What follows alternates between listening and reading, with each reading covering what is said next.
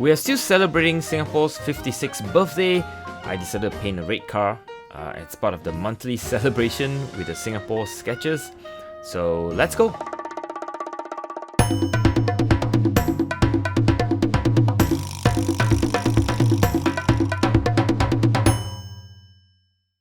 I will leave a link to the file on Pexel so you can download and sketch this yourself if you want. First thing, as usual, is to draw the broad outline, ignoring all the details within the outline, and try to fill the outline as much as 60 or 70% of the postcards, and so that it takes, there's not much white space, if you like. Do observe the white highlights. You can see the reflection on the metallic body of the car. Those are all very important, including on the screen. One of the things that you should do is when you're drawing, always spend the time observing. That's very key. The next thing I do is paint the background gray, ignoring all the details as well, and then using a slightly darker version of the background gray, I go in and put in where I see the darks, where shadows are on the car. The car body on the right is completely dark. In fact, you can't see parts of the wheel and so on the right. So I intend to just fully go straight into the shadows, ignoring all the details inside the darkness. At this point, I have a bit of problem with my camera and I lost some footage.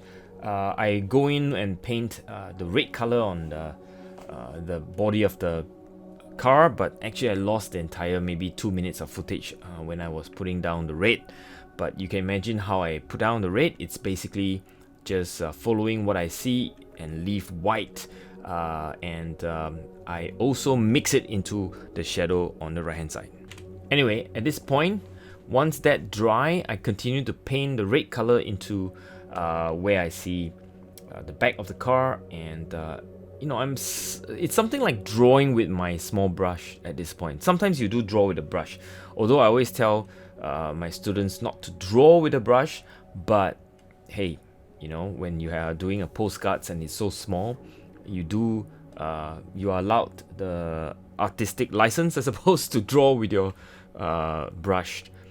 But anyway, as you can see, I'm going in and just putting on the little details and making sure the contrast stays pretty much accurate, leaving lots of white because it's metallic, has a lot of reflection, and usually it is a white streak, if you like. The reason why I say you shouldn't draw with your brush is because usually in watercolor, each shape should be treated like a wash. So don't draw with it. Now I'm going in with whites, where I have lost a whole bunch of whites. I'm going in with my Copic opaque white and putting in a bit of those whites back. And then I'm using a bit of a gray because I grayed down the white, and I'm using that to also create some of the interior of the car through the windshield. They will not be fully white, they'll be more like gray out, washed out whites, if you like. So actually, in some ways, I am just going in and creating what I see. If I have lost some of the whites, I don't fret over it because I know I can always get back the white by putting in my opaque white. So put in my name, the date, 2021, August 21. Anyway, I'm doing quite a bit of this. This is a Saturday. I've been so busy. I apologize for those of you who are waiting for my videos. But I was too busy this week. It was just impossible to do any art the last 3 days. But anyway, I'm here, so I'm gonna do this, and then there's a couple of videos that I'm doing today as well. I'll be cutting the video, and hopefully I'll just put them out tomorrow for you.